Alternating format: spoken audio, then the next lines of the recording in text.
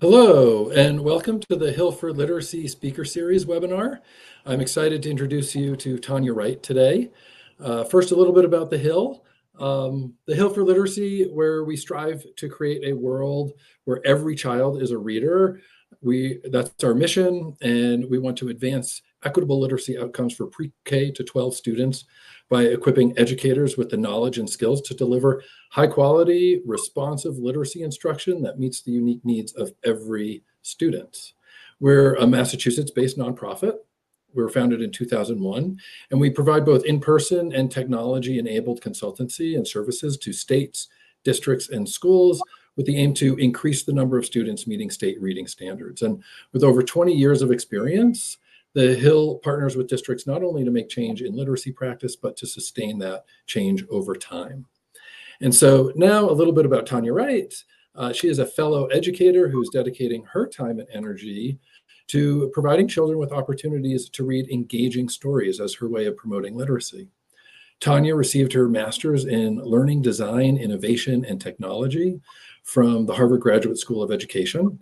And while there, Tanya won the Harvard Innovation Venture in Education, or HIVE Award, for most promising early stage venture, and the Education Entrepreneurship Fellowship for Harriet of Harlem.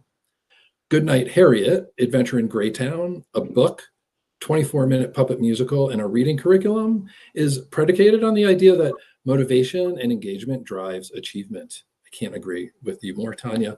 And Tanya was a highly creative, self-described disengaged early learner herself who attended elementary school in the Bronx, New York. Also, so exciting that Tanya is a two-time SAG or Screen Actors Guild Award winner. She was in countless television shows, including Orange is the New Black and True Blood. So just a little bit of housekeeping. If you have any questions during today's session, please post them in the Q&A and we'll get to them after our conversation. And now, thank you so much for coming, Tanya. Let's jump in. First question. Can you tell us a little bit about your journey from Hollywood to Harvard? Yes. So first, I just want to say thank you so much for having me here, Ben. I'm delighted. My journey from Hollywood to Harvard, I can say it's more of an integration. I like to think that I'm using story as a means or as a tool to help children learn and to help them get more engaged with reading. I can tell you three things about my Hollywood to Harvard journey. One, it was not something I expected to do at this late date in my life. It was not on my list of my vision board or anything like that. It was a very unexpected event in my life. It was a pivotal turning point that has proven to be really it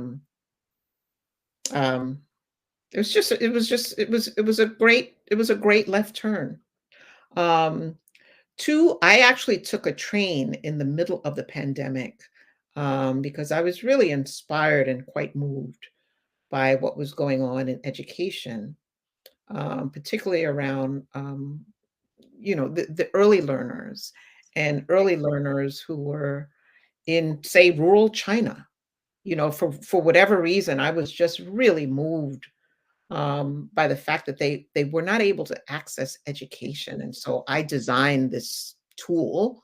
And I had a friend who was applying to the divinity school, and she said, "Hey, Tanya, this really interesting program at Harvard, Learning, Design, Innovation, Technology." And they really were really focused on people who did not have a traditional education background. And it was really predicated on the idea that we have to tackle education from all kinds of points, right? Different kinds of people thinking in different kinds of ways. And the way that I thought about the world mostly came, in the form of moving pictures. But I had created this device because I was like, oh my God, what about the children who can't get access to the education, not only in China, but right here in the Massachusetts, right where I grew up in the Bronx, New York. And Also, the final thing that I would say about my journey, or my integration, Hollywood and Harvard, really story and learning, was that it was really a time for really great personal development, which is something that I didn't expect, from the journey. Um, I am a loner of sorts. And so I think that my time at Harvard really helped me to understand more about the power of collaboration, and how different kinds of people, would tackle the same problem. And it was a very inspiring time, and I'm really glad that I did that for myself. Well, it's quite an achievement, right? Amongst your other achievements. So congratulations on being there, winning the awards while you were there. Yeah. And Harvard's quite a place. I spent some time myself on Appian Way, so it's an exciting place to be, right? It is. It is. It's a place where, I think, big thinking goes on, and you are allowed to, listen. I was in, Los Angeles, California, and I had ideas about children and reading. I went to talk to my agent about it, and he's like, "Yeah, I mean, it was like it had really no interest." But I've always been interested in what else was going out on in the world. I am a citizen Yep. of the world, and being an artist, I am attuned to, um, trying to want to be helpful to solve problems, and I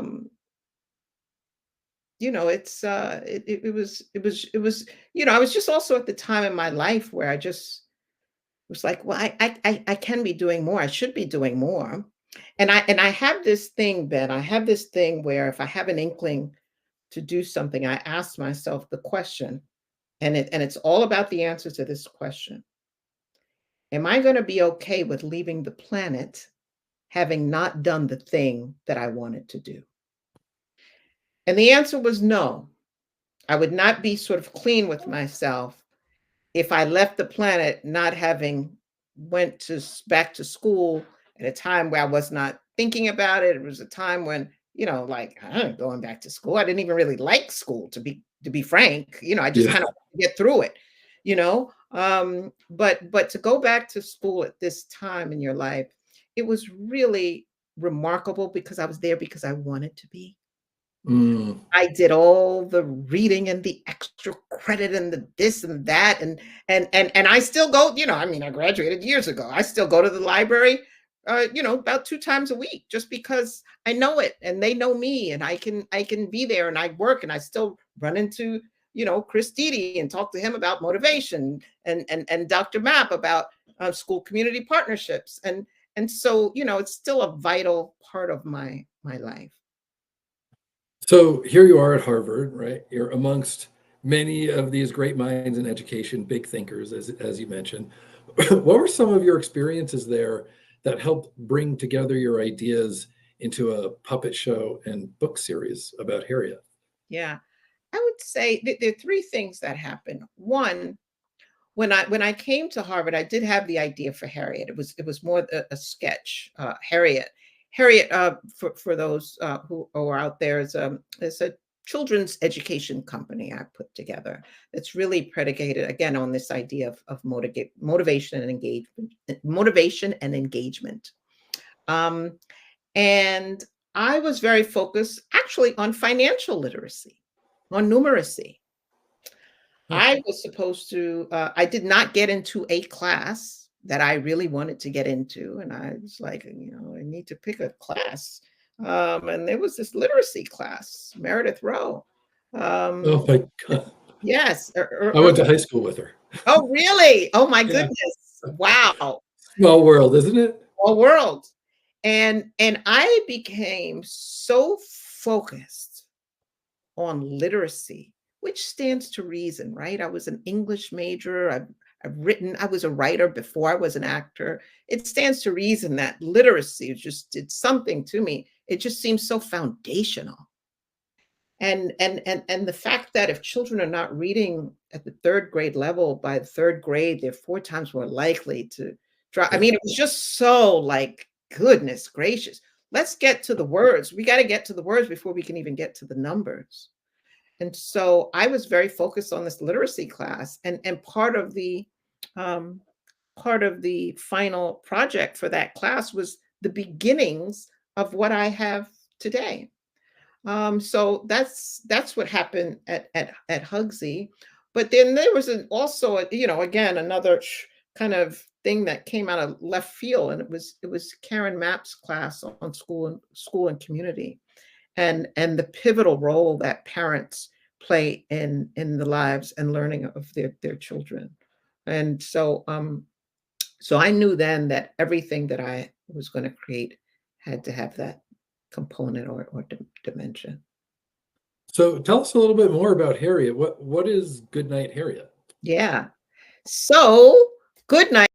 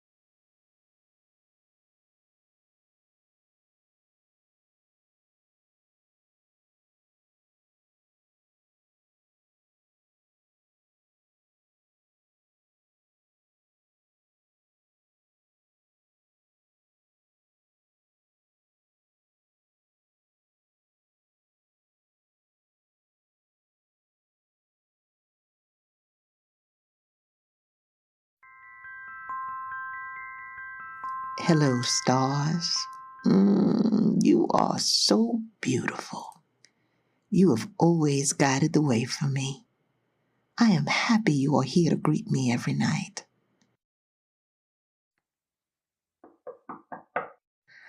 Hi, Nana. I can't sleep. Can you tell me a story? Well, of course I can, Harriet. Grandma time makes everything shine. Grandma, grandma, grandma, grandma time. Well, what kind of story do you want to hear tonight? Tell me a story with lots of surprises, please. I love a story with lots of surprises. Let me see. Oh, how about a story from when I was your age? Wow, did I get a big surprise? Nana, you were my age? Oh, yes, Harriet. Believe it or not, I was 7 years old a long, long time ago. My hair is white now, but it used to be brown and big, like yours. Long, long ago, I lived in a place called Greytown.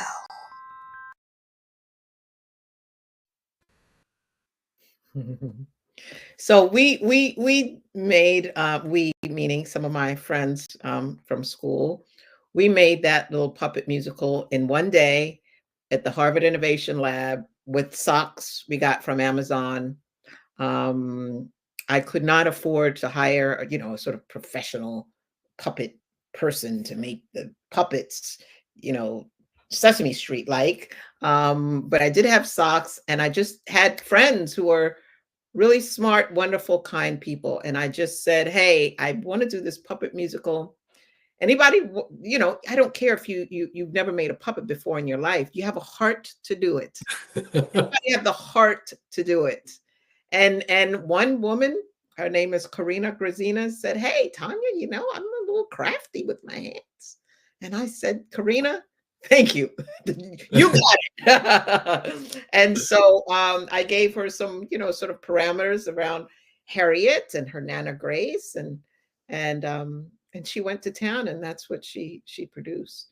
So there's lots of music in Goodnight Harriet. Music is great for reading and learning and literacy and fluency.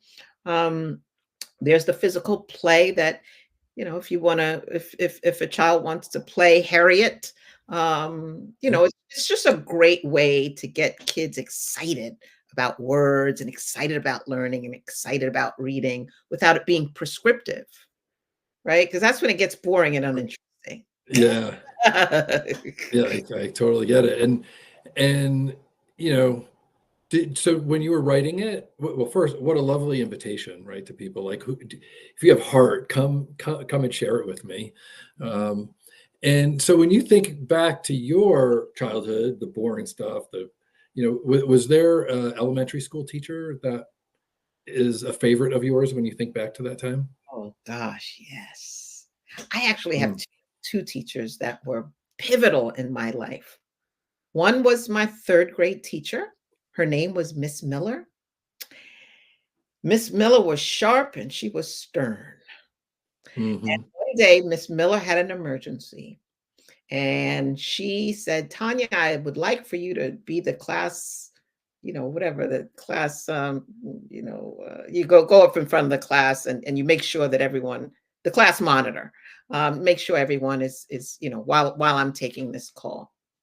So I don't know. I was a very quiet, very shy child, but for whatever reason, I felt compelled to start dancing up on the desk when Miss Miller was away. And Miss Miller came back to see everyone dancing on the desk. And I remember looking up at her like, oh, wow, I don't even know what compelled me to do that. And she was looking at me, but I could see like she was trying to keep a straight face. She was like, Anya, what the heck is happening here? But she was great for me, Miss Miller, because I had great respect for her. And then I also had another teacher, Miss Hinton, Carrie Hinton. She was my fifth grade teacher. And I was a very sickly child. And again, I grew up in an elementary CES 90 in the Bronx. It's no longer standing. And it was a time where we weren't focused as much on health, physical health. And Miss Hinton would do unorthodox things for that time, which was, you know, she bought in foods like yogurt and sunflower seeds, you know, so that we, you know, for snacks, and we would have all kinds of learning around food. Every day we would go down to the gym and run around the track for 15 minutes just to get physical exercise. You know, these are just things that she sort of did on her own sort of initiative, and I really remember those two teachers, and they were really important to me when I was young. I think we all have that teacher or Yeah. those teachers, right? Anybody who's in the education world, I think, we all have that special person Did who you have one? inspired us. Oh yeah, so mine was my fifth and sixth grade teacher. Her name was Miss Fitzhugh.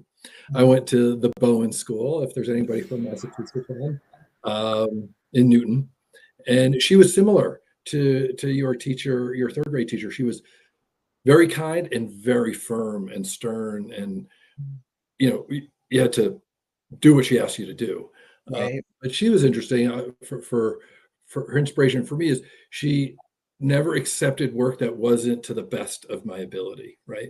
So she would give it back to me with edits, but it would always be fix it up and give it back to me, and that was always inspiring. And so I think about her a lot. You probably think about your teachers too when you're. Do they infuse any of your content for your books or musicals?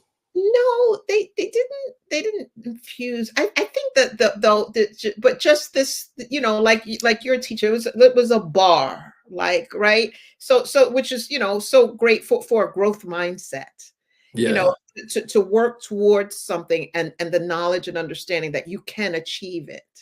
You can achieve it through hard work. You can achieve it through repetition. You can achieve it. You can achieve it. You can achieve it. So so So yeah, I'm very grateful. I tried to find those two teachers. I can't find them anywhere. I don't know if they're Yeah. still, around, but Yeah. it's been a while. Um, Yeah. but I love them both very much. Well, it's great to remember them and hear about them. Thanks for sharing. And so, how about your characters for your books? Where do they come from? Because I was reading your book, and you have Nana Grace, who's obviously really special. I have a Grandma Sophie in my life. Like, where do you cultivate your characters? Where do they kind of come from? Yeah. So again, I would say going back to Karen Mapp's class, it was really around the importance of family and community in the life of a child, and learning, and reading, um, I knew that family was an important component of Harriet's life. Um, Harriet has, gosh, let me see, look at the back here. This is the book too. There is Aunt Zelda. Now, listen, every you got to have an aunt with blonde hair that's piled up on top of her head. If you don't, then you're missing out. Okay. This is Aunt Zelda. And listen, I had an aunt Cynthia, who was very sort of flamboyant, and she allowed this creative sort of nurtured this creative spirit in me when I was little, and she looked a little bit like Aunt Zelda. Yeah. Um, yes, so Nana Grace is Nana Grace. My grandmother was probably one of the most important people in my life. My mother had me when she was very young, when she was 15 years old. And so, my grandmother really sort of took the mantle, and was really very instrumental in my life.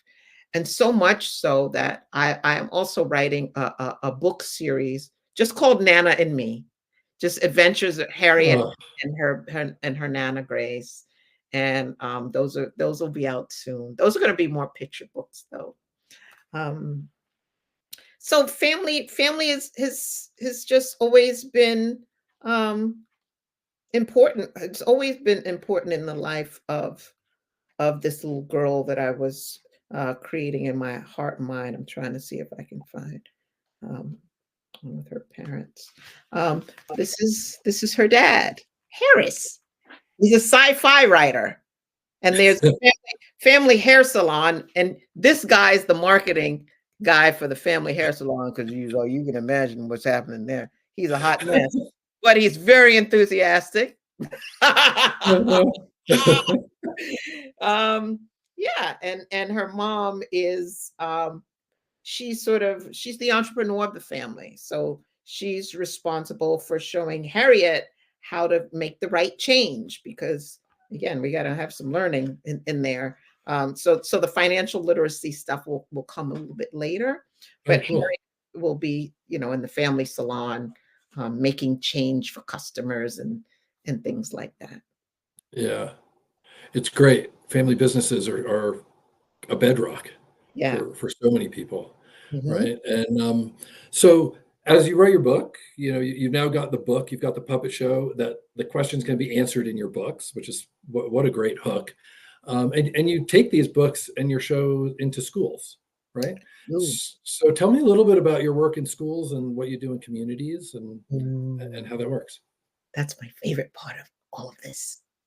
There's this sort of, get to work part of it with, words on the page, and the logistics and the administrative concerns of doing anything, right? They're things that just need to be done.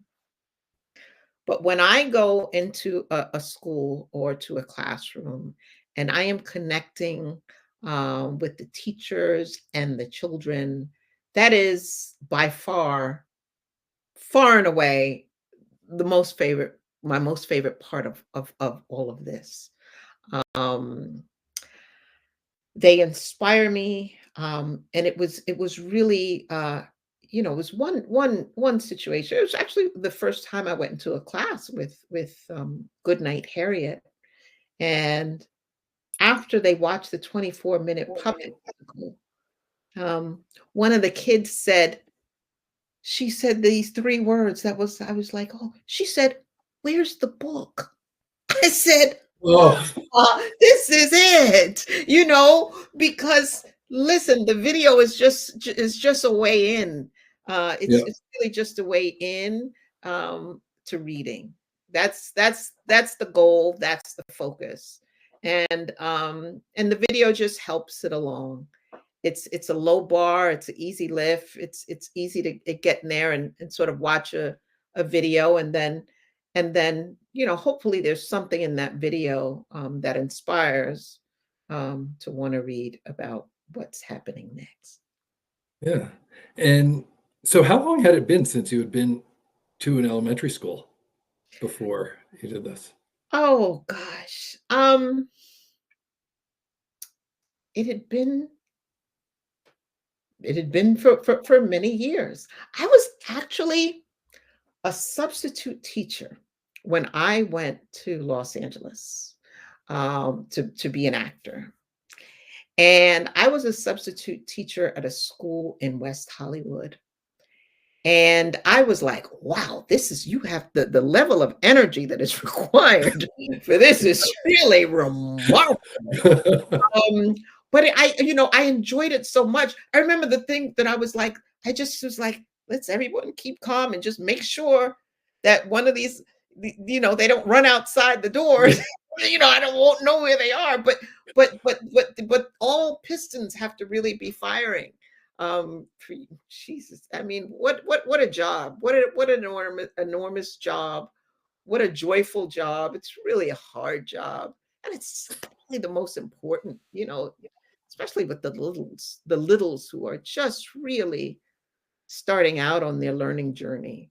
Um, and so, so it's been a while, but but it's just such a joyful, great time. I just love it so much. They're lucky to have you coming back into the classrooms. Yeah, And it's true, right? Like we all go through school, at least most of us. And mhm. then if you're not in education, for most people, maybe they go into an elementary school as a parent or something like that, but not during the school day as interacting with the teachers. So it's really wonderful. You're providing that kind of engagement and support for the teachers during that time. Yeah. Well, So actually, I also want to talk about one sort of unexpected. This was very unexpected as I have been working mostly with elementary schools. I have also been invited to come to some high schools to talk to high school, middle schoolers, and high schoolers about sort of unorthodox career paths, right? Which is something cool. that and there is a way to chart a course and a journey. Um, and I think that sometimes, that there's a disconnect between learning and purpose.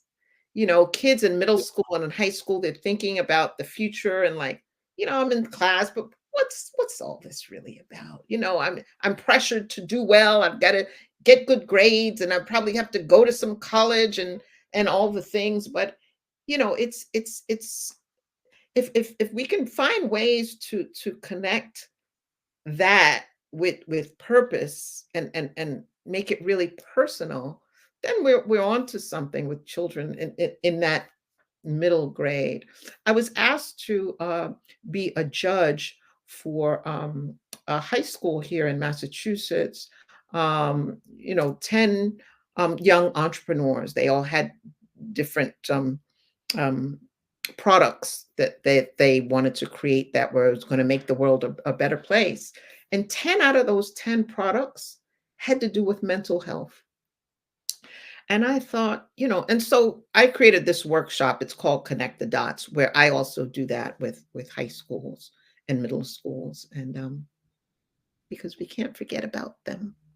And yeah, Yeah, and that whole idea of purpose, yeah, when we're working with middle and high school teachers, we talk about that a lot in terms of engagement, motivation, engaging in literacy and reading, and being willing, to engage in those small groups that teachers are asking them to do and the content that they're asking them to learn. right. And also, Harriet is written for the littles, But, you know, the truth of the matter is there are going to be some 5th, 6th, 7th graders who are going to like Harriet books. And Yeah. and that's where we are. So yeah. And I got to hold up mine too. Just, Okay. we can twin. I have Harriet of Harlem also. This is your first one, Yes. the birthday surprise. So let me ask you, as an author, somebody that's out in the schools, what do you think needs to happen to improve literacy in our communities? Hmm. I think it's got to be an all hands on effort. Um, so throughout the course of the year, you know, weekends, holidays, summer break, kids are in class about 25% of the year of the life in the year. What's going on with that other 75%? Mm, And how can the community help schools and educators? Not by being educators, but I don't know. For example, you know, I've always wanted to have some sort of a literacy summit, really, and engage um, businesses, engage ed tech people, um, engage people who are in contact with children and say, hey, here's one thing you can do to get kids excited about literacy and children and reading. And if you give people one thing they can do, um, that's enough. yeah. That's enough. And if Yeah. that can be, you know, and if the in addition to instruction in the classroom, um, you know, maybe, you know, a kid in New York City, you know, maybe there are books in bodegas, right? I mean, you know, I mean, I don't know. But just that idea of that reading is a really cool thing to do.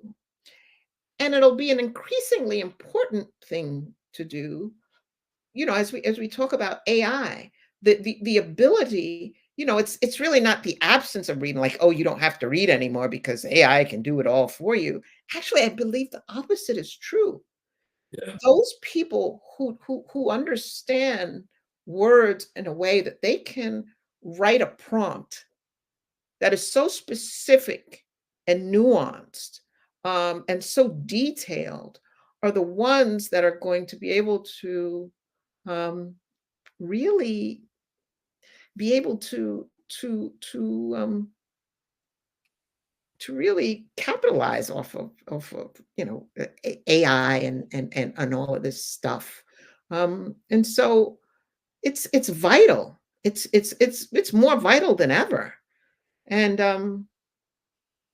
I feel really strongly about that. You're in good company. Yeah. There's a lot of us out here who are really championing the effort, Yeah. because it is so important, right? Yeah. And and to be able to do that from such a young age, right? Really, Yeah. because the foundation is built, like you were talking about earlier, and that, if those foundations aren't there, then those opportunities um, don't come. It Exactly. really limits us, and Yeah. limits our children, our youth. Mhm. So yeah. So is there what else? Like you're a person on a mission. Is there any other things on your mission to change the world that you want to share? Oh, my mission. I just, you know, I just, I mean, I just love working collaboratively with people. And, you know, I do spend a lot of time alone and, you know, a lot of thinking time, a lot of creative time alone. Um, and I understand the importance of, and I've really learned to love collaboration. You know, whenever I can be in a place with others that and someone says something that God, wow, I hadn't even thought of that. You know, Yeah. that makes the work so much better and richer. And so, you know, any ways that I can be helpful in that way, in the spirit of diverse thinking in every way. Um, you know, I think that ultimately, you know, no matter who we are, we want and we want to help raise happy, healthy, and successful humans. And Yes, indeed. and I think so much of that is being able to work well with others and to collaborate. So that's that's my little that's what I kind of came here to do. So that's it. All right. Well, thank you so much for joining us today, being a guest on our speaker series. Your work is so inspiring, just for me, and I think for lots of other people. I'm so glad that we at the Hill are able to kind of project it a little bit. I have my book here. As I mentioned, this is your first book. You have a second book. And of course, I need to let everybody know that these books are on the shelf at Target, so people can pick them up there. And what is next for Harriet? Oh gosh, so many things. I'm working on 12 other Harriet books in STEM and social studies. And so I'm working on that. Um, I'm also working on Harriet has a friend named Justice. There's really a dearth of content in terms of boys. So I'm going to be looking at creating content for boys because that's 50% of the classroom, right? And we don't want to, feminize education too much or alienate 50% of the class. And so, so I'm looking at that too. All right. Well, thank you so much for joining us today. And for anybody that wasn't able to be here, or if you are, we are recording the webinar, and we're going to be sending out everyone who registered a link tomorrow. And if you'd like to learn more about Hill for Literacy and our upcoming webinars, we've got other webinars in our speaker series. We have Rachel Romeo coming up, and also one with Rachel Brown-Chidsey. You can visit our website at hillforliteracy.org. And if you're an educator who's looking for any summer training in the science of reading this summer, we are offering summer open enrollment courses in the science of reading. And we offer courses in early childhood, intermediate and primary literacy. We also offer adolescent literacy support. So thank you again, Tanya, so much. This has been a real pleasure for me talking with you. And it's just fabulous. Yeah. I'm excited to see where Harriet goes and to purchase the next books. Yes. Thank you so much. I appreciate you. And everybody out there, keep in touch. I love to hear from you. So thank you.